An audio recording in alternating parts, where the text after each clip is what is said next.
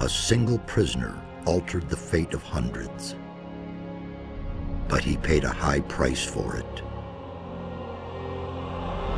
He is weak and has forgotten much, but he is alive.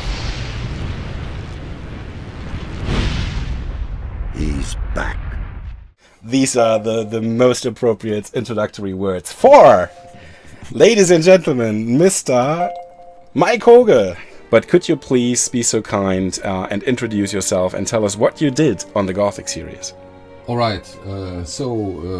For everybody who doesn't know me, I'm Mike Hoge. I'm I'd say kind of creator or inventor of the Gothic series.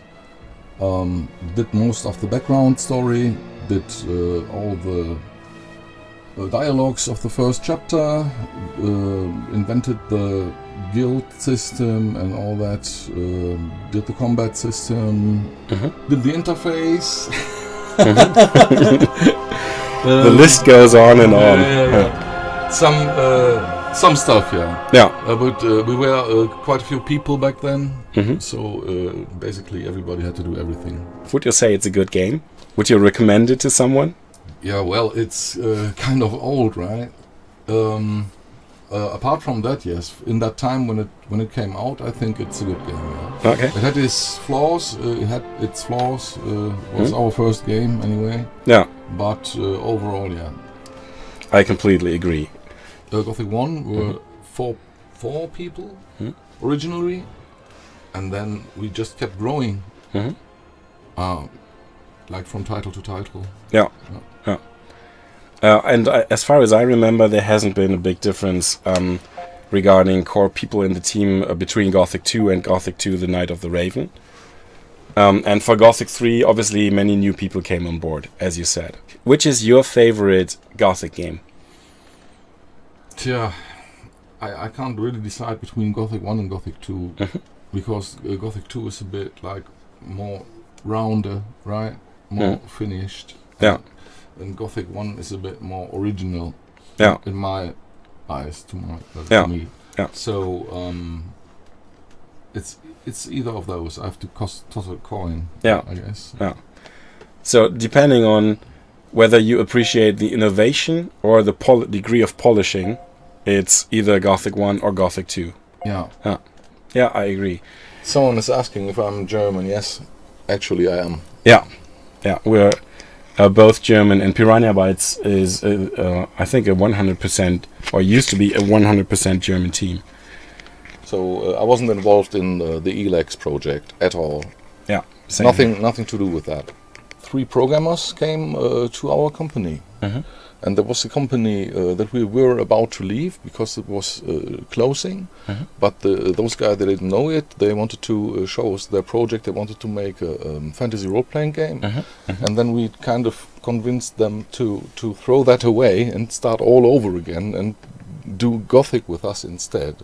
But to be honest, without them knocking at our door, we wouldn't have had the programmers. So this was like them being the initiative force behind Gothic, kind of.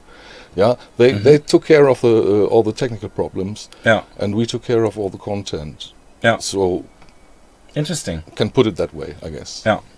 Okay, it's very fair of you to say that, because you could easily, get all the praise for being the father of Gothic for yourself, but you're sharing it with those people that inspired you. It was only the truth. I forgot to mention them once. What was the first core idea that led to Gothic 1? And then had to come up with a setting for the game, right? So we knew we wanted to make a fantasy role-playing game. We knew we wanted to be a bit like Ultima, the Ultima series, but only in 3D. So we needed this like kind of small world, right? Where we can put everything really to life, right? Because you can't do that with the gigantic world. Gigantic, yeah. Okay. So I was thinking, okay, what kind of limits could there be? Obviously, there could be an island, all right, I didn't know. Yeah, maybe not. What else is there? Like a magical barrier, like some games do. But at that point, it was new, and I thought, okay, how can you get that magical barrier into the story? It could be like a gigantic prison. Oh, let's think about that, a gigantic prison, and who did this barrier, and all that, the game unfolded from that point. Because then I thought, okay, if there's a barrier, then how did it come to pass? Are the creators of the barrier outside or inside the prison, and blah, blah, blah, all these questions kind of answer themselves, right? So the game grew from that seed. Wanted to have a game that you can understand by looking at it, right? Not like reading too much texts and all that. At that time, there was it wasn't normal in games to have everything speech recorded. At that time, normally some sentences were speech recorded, and then the rest was plain text.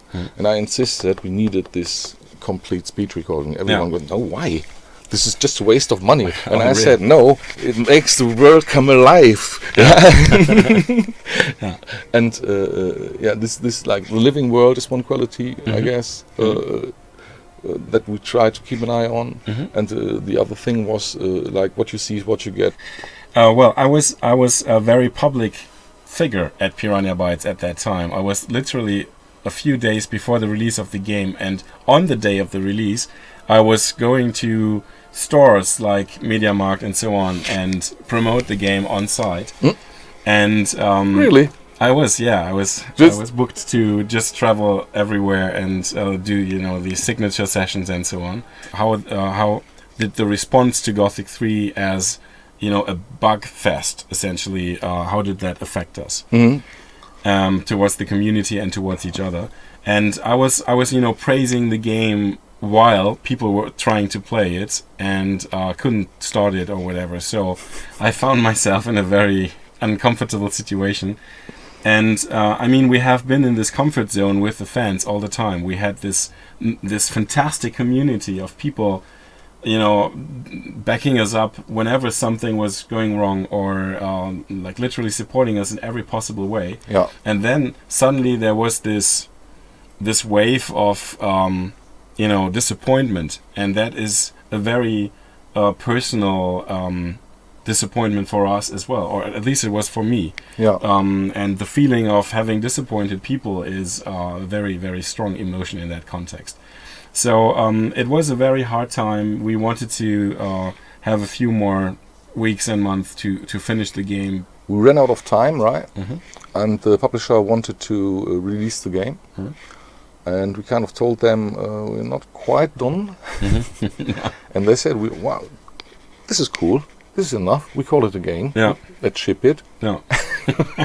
What could possibly go wrong? And that time, normally I would have like fought back, right? But at that time I had no strength left in me anymore, because we were working around the clock to get it as finished as we could, and there was just no strength left. I was devastated actually, and the team was. It wasn't good for the team. We tried to like fight ourselves back, right? And needed to think about the next step, because there's all those people in the company and they want to have their jobs, right? And they want to earn their money and look after their families and all that.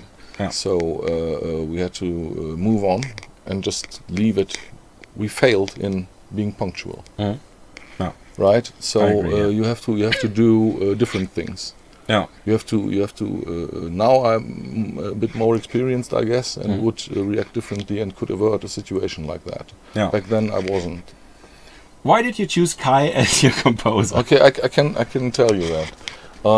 When we found it, like I said before, when we founded Piranha Bytes, we were like 4 people. Yeah, we went to the press with the first screenshots of Gothic, and some people noticed, okay, there's something going on, and then Kai came to our office and said, I saw you making a cool game, I want to join. And actually talked to me, I guess, right? Yeah. And I said, okay, cool, that's cool. What can you do? And Kai said, I can do everything. And I said, really? And I said, yes, can graphics, music, no problem, animations even. write you some dialogues, can program a bit. It wasn't that wrong actually, because you did quite some stuff for Gothic, like the effects, and not only sound and music, but also visual effects, for example, speech recordings and all that. Which ending of Gothic 3 is the real one according to our opinion? For me, the Adanos ending, actually. Okay, that's interesting. You have 10 more seconds to explain why. No. Who is the main character's design based on? I guess kind of indirectly a bit me, but not didn't do it on purpose. So there was all those heads, right? Yeah. And I had to pick one for the hero.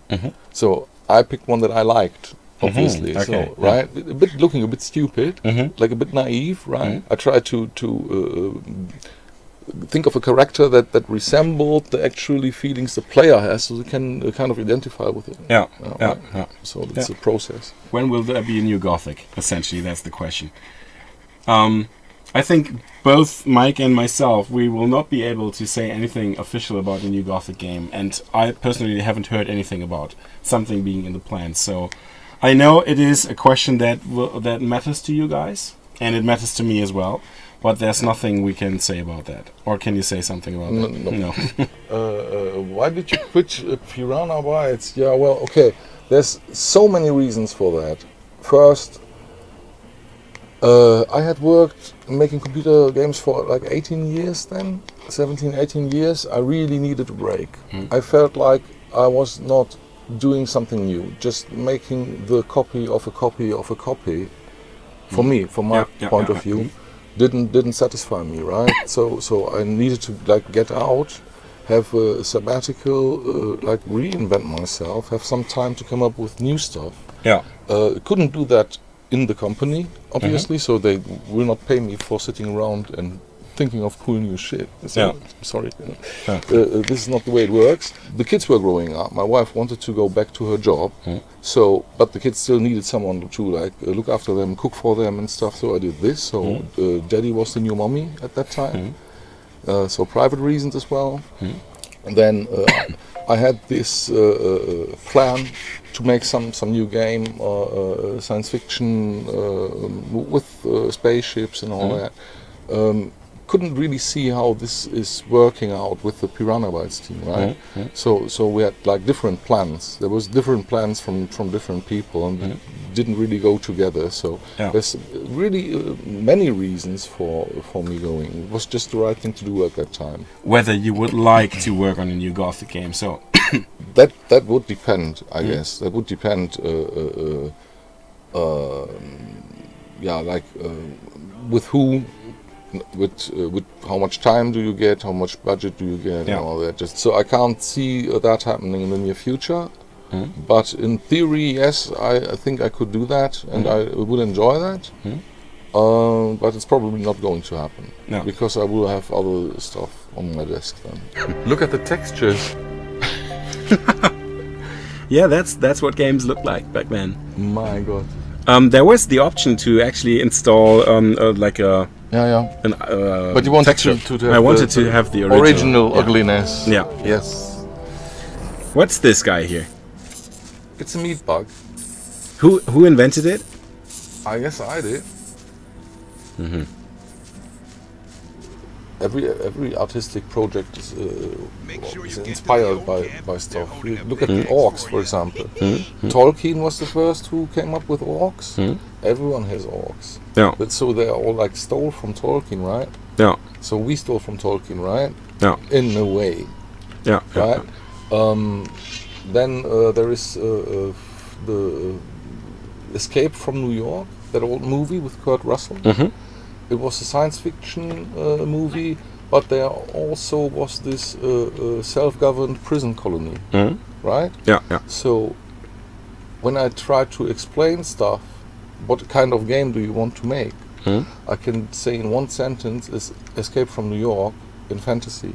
Is it right that the mouse support was added just a few days before the release or the finishment of the game? Yeah, I don't know about just a few weeks, but relatively short. It was in the past in the final 2 weeks. Was For it? real, yeah. I like the new camp best, by the way. Okay, that was going to be one of my questions. I hope nobody's insulted now because they prefer other camps. We'll try to make them like kind of equal choices. In the early stages of development, it was planned as an add-on, and Yeah. the fear was that it would be re-declared as a full sequel. It's the money guys at Phenomedia and the publishers thought they were so smart, telling us we make an add-on, give us money for an add-on, let's produce an add-on, but then write Gothic 2 on top of it and make some money, because we just went public with our company and need I see.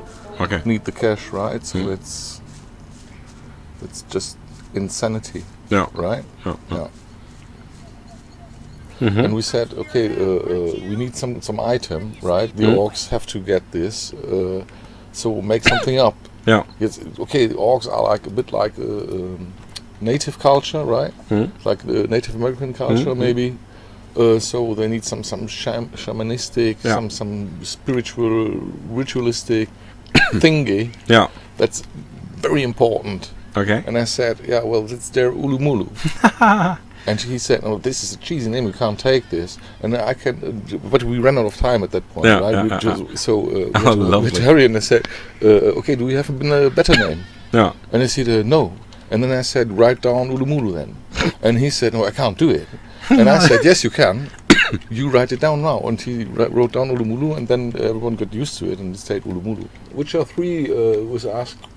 I think it's a great game. I'd rather not elaborate on it, what I would have done better or different, because I think this is I don't like to do this.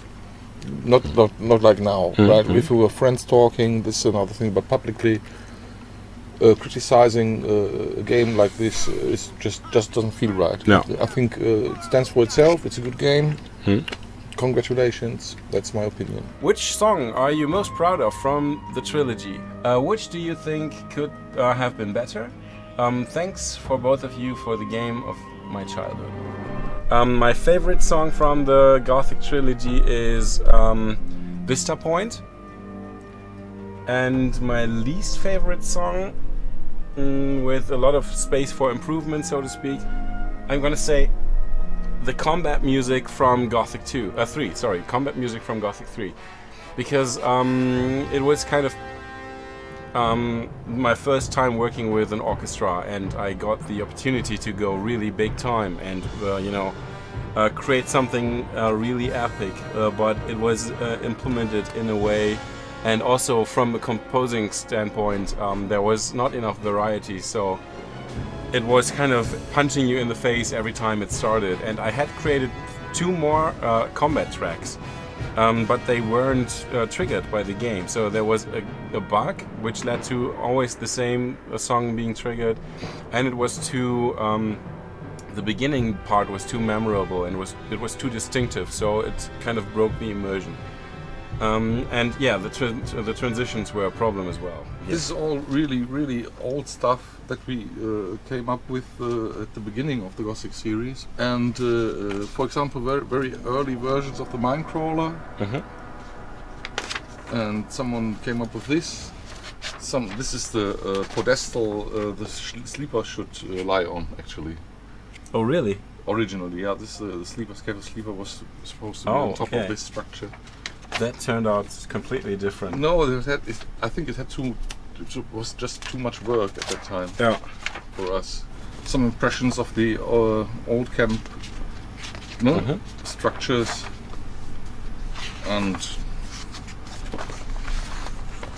here very, very early old camp. Oh, nice. A bit of a different structure there. The note that the project was called Orpheus. It's a working title. So the whole game was called Orpheus? No, project. The project. We didn't plan to release it under that name, but working title Orpheus. Now that's interesting. Very early sect camp design. just to get the impression where we wanted to go, right? Yeah. It wasn't planned to have this amount of huts and this position. Yeah. Was just to have an idea. Communicate the idea of the location. Where we were going. Yeah. And stuff like this was drawn by yourself, right? Yeah.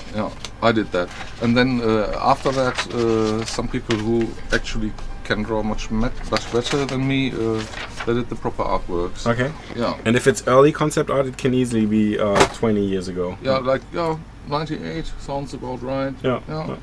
Look at this. This is quite nice, I guess. Mm-hmm. All very early costume designs for the Fire mages. fire mages, yes, and the heavy fire mages, and then there's like the lighter version, and then there's the water mages. I came up with this idea to have one sentence that the shadows, right, Yeah. would say about any other guild. So okay. what do they say about Xardas? What do they say about the novices and the gurus of the second and so on? So you have an idea as a story writer what kind of attitude they have, right? And so we did this for every guild, right? So Wow. came up with this, just copied them and then put it down. It was the very, very first draft of the guilds and how they should work, right? For example, Xardas. It wasn't like this. I showed you the very first draft of the Gothic world map, right? With Project All-Force written on. And then was the tower of a demon summoner. Okay. There. Yeah. Because I didn't know the first thing about Xardas at that point, and about all this background story, him leaving the mages, blah blah blah. Yeah. But I just thought at that moment, well, just some mage's tower would be nice. And just scribbled that in. Yeah. And after that, all the pieces like fell together, right? Yeah. Because there was some basic ideas, and I think it's normal to create a world like that, right? Yeah. Just come up with some ideas and then see how you can interconnect them. Yeah.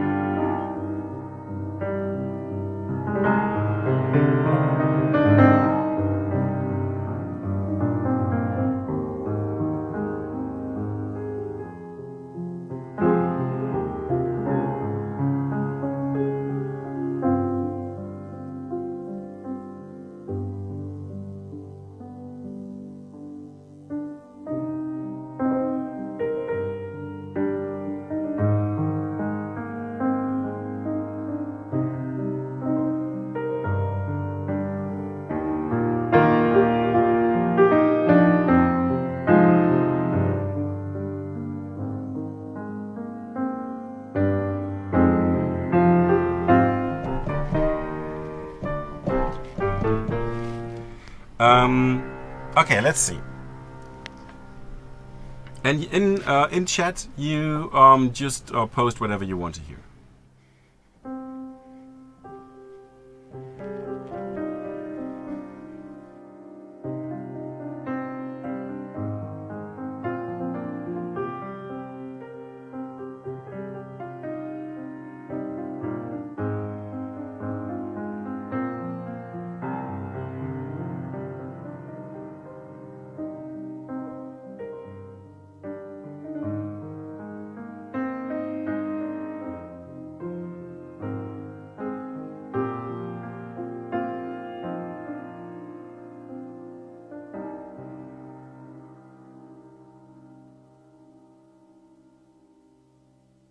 Die Risen Harbor Musik. Wie geht die nochmal? Ach ja, genau.